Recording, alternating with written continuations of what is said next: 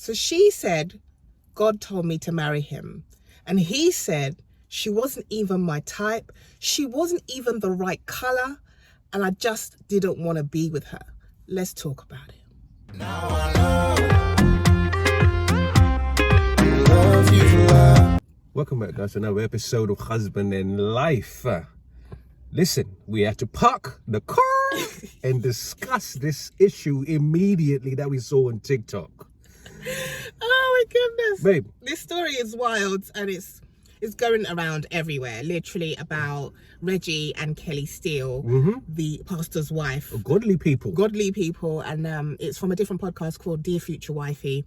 And they're talking about their love story. They're talking about their marriage. 32 years of marriage. Okay. Strong, you know. I thought, oh, this is exciting. 32 years, celebrating their 32 years of marriage. I thought, oh, happy anniversary. Then we heard the backstory and I was like, oh dear. Oh, yeah. No. So if you don't know the story, get your tea, get your coffee, get your blanket, get comfortable, yeah? Because madness. It's a bumpy one. It's a bumpy one, yeah? So basically... Reggie Steele was talking about how they started their love story. You know, they got married. Kelley was 19. He was 21. She said that he was an hour late for their wedding.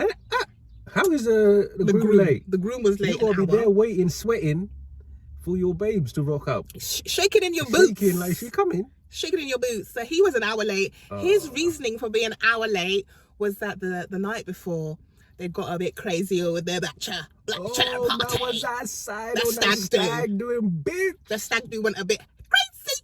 Hey. And so, the presenter said, you know, what happened on the stag do? What happened on your bachelor party that made you so late? He said, didn't I? I'm going to take those things to the grave. I'm going to plead the fifth. Yeah, I ain't going to say that. So there's certain things that you just need to keep to yourself and take to the grave, yeah, because you ain't gonna be committed. You know, it's like murder, bro. You know, there's no time limit. Yeah? I was like, wow. And what made me shocked was that the wife wasn't shocked at all. She was just like, okay, you know, that's that. That's okay. It's just raining today. It's just the weather. It's just raining. This doesn't matter. The sun is shining. Let's keep it pushing. It's crazy. But the thing was that the story gets wilder as they recollect what they were enduring in their years of marriage. You know, he's like breaking it down, how he just didn't respect her. There was disrespect constantly. He didn't believe that she was somebody who brought value. That's what he said. He didn't believe that she had any self-esteem. He didn't believe, well, she showed it anyway, but you know, he just disrespected her in every single way that he could. He slept around a lot. And he was just there, just with different women all the time, openly. It wasn't even like he was trying, you know, most people have secret affairs. You know, my girl was out there. It was like, because she comes out and says, there's a few things which are alarming about this year. She says she knew he might cheat when they met. He told her, I might cheat. And she's like, yeah, that's cool, because God has told me you are my husband. And because he has told me this, I am going to commit to you no matter any discretions or any heifers you might have on the side. I am committed to you. And so my guy's hearing this and he's like, okay, make him be outside. It's going to be all right. He going to be all right. Literally, but I don't think it's a spiritual thing. I think it's actual spiritual manipulation. That's what I think it is. That. So he was like, He knew that she was a godly girl, and so when she would have obviously expressed to him that God had told her that he's supposed to be her husband. So he's like, okay, well, no problem. I'm not saved yet. Yes. I'm not in that realm yet. Let me go out and sow my worldly oats. Because they say Jesus was with the criminals and the hoodlums. Those were his disciples. He didn't find the godly people. If you look at the 12 disciples, all of those guys were the guys that were outside doing bits. So and he felt that he needed to ensure that his life was part of that story. Keep it moving. Keep it in that story. Yeah. I'm do me. And then, but what then kills me is when the interviewer asks them, what happened when you met? He goes, the first thing was, she wasn't my type. Yeah. to the type he described the size. Yeah. He was like, I usually go for 125 LBS. LBS or pounds? Pounds, yeah, they do, yeah. LBS, pounds, yeah. and it's an American, obviously. Yeah. This is a wild American life. Yeah. And so I had to then.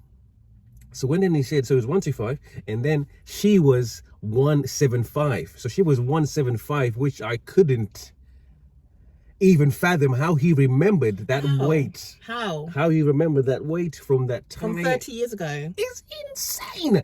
And he was like, she was this small, short, frumpy thing is pretty much what he was saying from the get-go. And she was just there like smiling, just taking it in, saying nothing, just keeping it pushing. No, but you left out the juicy part. He said she was 175, she was short, and she wasn't the right colour. Oh, he did say so. She said so about what colour. Colour is she supposed to be, guys? Oh. What colour is she supposed to be is what I don't understand. And nobody asked him, what colour is she supposed to be? They just was just like, oh, okay, let's move on. Mad. Hey, because what does that imply? What does that mean? So for those who don't know, this is a black couple. They're both black, correct? Yeah. Yes. Yeah. So what is the right colour? Because if she's the wrong colour, what is the right colour? And that means that there's some colorism going on. Maybe she wasn't light enough. That's what I got from it, that she wasn't light enough. But she looked light to me anyway. But she looked lighter than him. She was lighter than him.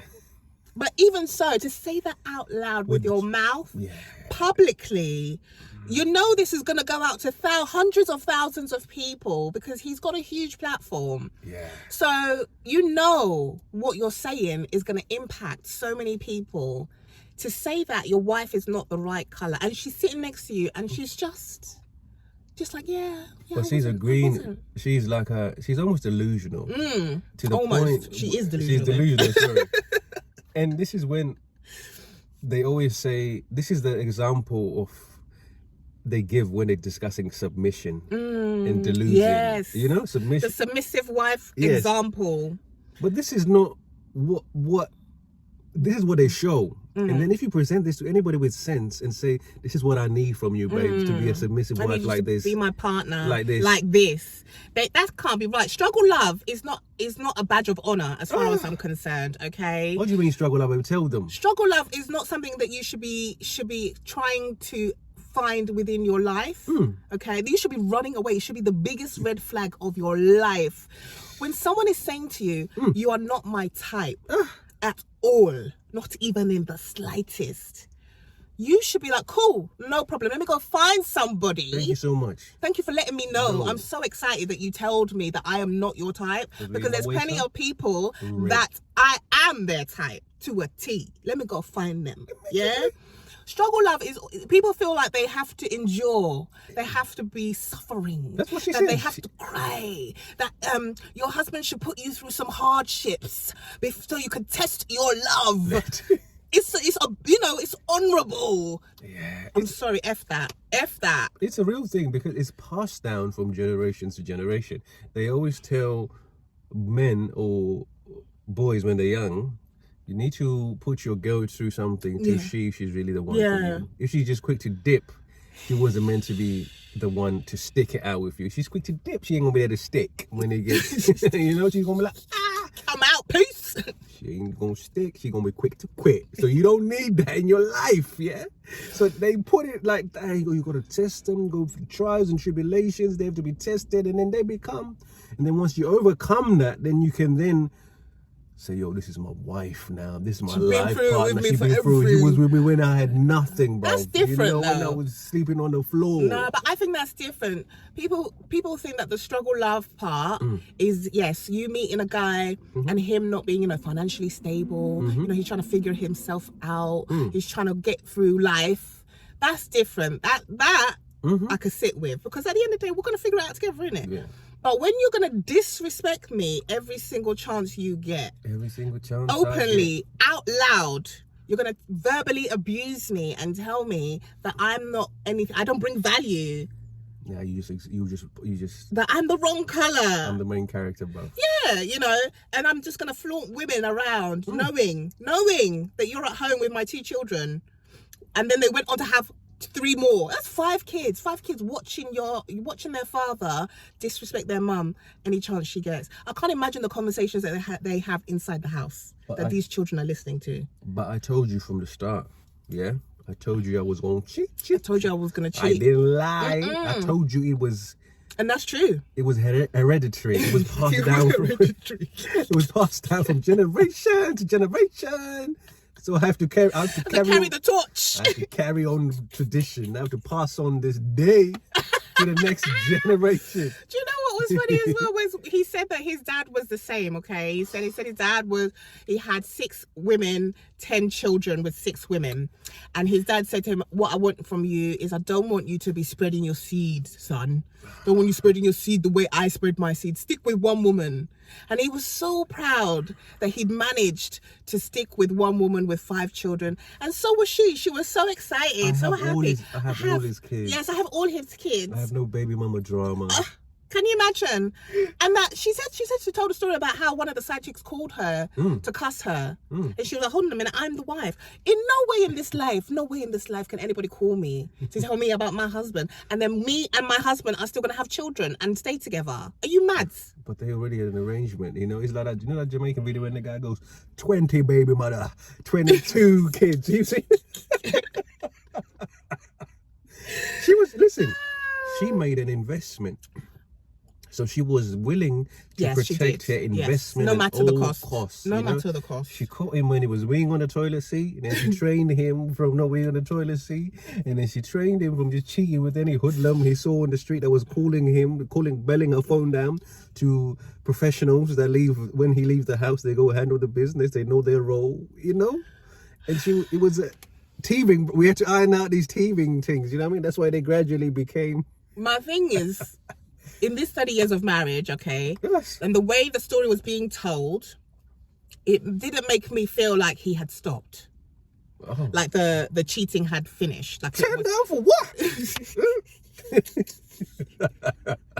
It made me feel like he was just bragging, basically. He was just letting us know that this woman had let him cheat on her for the last 30 plus years. Because God told her. Because God told her. Like it wasn't you know, some people have that transformation story, you know, where I was in the trenches, I didn't know what I was doing, God wasn't in my life, I didn't have a vision, I just was out there, I'm not reformed, you know, just doing stuff. And now, you know, I found God. I turn my life around. I don't cheat on my wife anymore. We've had, you know, some serious counsel, some forgiveness. We prayed to God. Amen. It didn't feel like that. No. It didn't feel like that at all. It felt like they just came to tell us, well, he came to tell us that he's in the streets. He's been in the streets for 3 decades. You better get along. And you better find yourself one of these. One of these, mate. This is what you need, one of these, yes? You need to find yourself one of these so you could be out in the streets just like me. Just doing what you like. You know? And she would she would smile and she'd be submissive and she would say, yes, Lord. And to the point where he said, he would tell her afterwards what happened the night before. He would come in and say, oh, babes, you know, I was with this girl. And she'd be like, what do you want for dinner? Bruh. Yeah.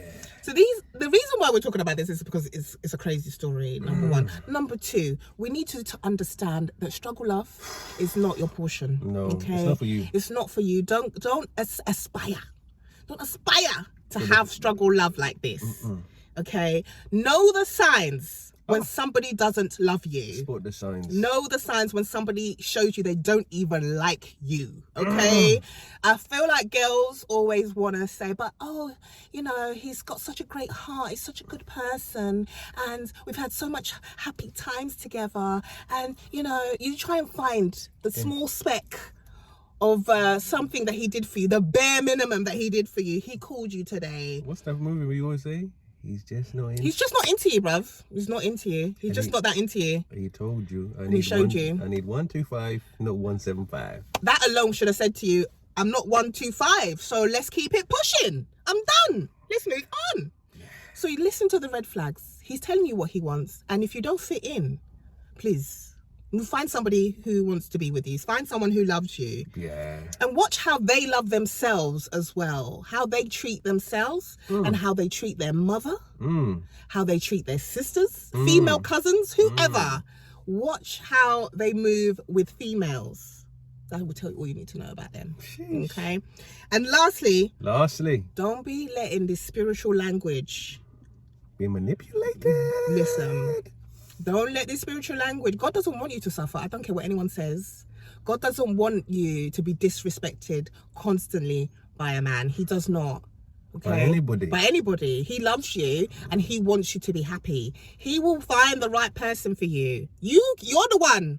You're the one that keeps saying, I want love. I wanna find a great man. I wanna be in a great relationship. I want a man that loves me and takes care of me and he's my friend and we have fun and all the things. And then some random dude comes along, that doesn't fit the criteria that you said you wanted. But you're like, cool, he's giving me some attention. God he's breathing. God sent him to me. God heard, but he doesn't fit the criteria. So therefore, he's not from God. Please know he's not from God because you said you wanted this, and this. Okay? And then guy comes in, but he doesn't fit any of the things on the list. So we no compromise. So therefore, it's not from God. Please know that. Make yourself a list, please. If you do anything else, make yourself a list of the criteria, of the traits that you want in a good person that's going to help you and love you, and follow that list. Anybody. Now, don't make a crazy list because we've been seeing some crazy lists, He can't be 5'2", he can't be less than 5'10", he has to have blonde hair, but forget all that, We're talking about personality-wise, okay? No looks. Personality-wise, who is he? Is he kind? Is he generous? Is he loving? Let's start with that. The person has to look good, babe. If the person does not look good, let's not lie, let's not lie out here.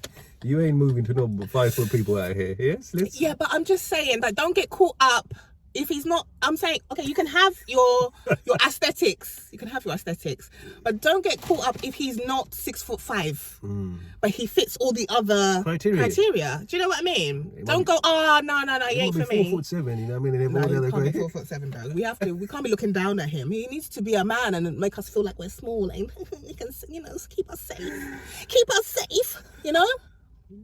Yeah, so your list needs to be. So the list, it needs to be thought out but not outrageous. Is what you're trying to say. That's what I'm saying. Make it balanced. They need to be attractive enough, yes. So for you to be like, that's a bit of me, nice. They need to show you things that you put in your list. Even that might be signs, a few things or something that thinks, this is something I can work with. But you'll need to understand and you need to be honest with yourself. If they don't have those core values, which is Kel was trying to say, those core principles and the kindness, the consideration, if they don't have those things, they're not just going to naturally get those from somewhere. And that will be the biggest problem you have in this situation. So you need to be able to understand and look out for those red flags. Otherwise, boy, oh boy, you'll be there and then you won't be there. They'll be elsewhere. Yeah? That's what they'll be doing. Oh, goodness. If you want to watch the full video, whatever, of the story, please do. It's an eye-opener. Yeah. It's an eye-opener. And definitely make sure you share this episode, okay, with somebody who needs it. One of those friends that you've been telling, this guy ain't for you, girl. Listen, before you find out that she's down the aisle waiting for an hour for her groom to come to the wedding that he said he wanted. He actually proposed and said he wanted to get married, but he's an hour late. We don't even know if he proposed at this rate. We don't even know if he proposed at this rate because he forced that ring down on him. All sorts. Look, all these cheating you've been doing. I'll be forgiving you. Yeah, we don't know what happened. But yeah, make sure you share this episode with someone who needs it, and we'll catch you next time. Peace.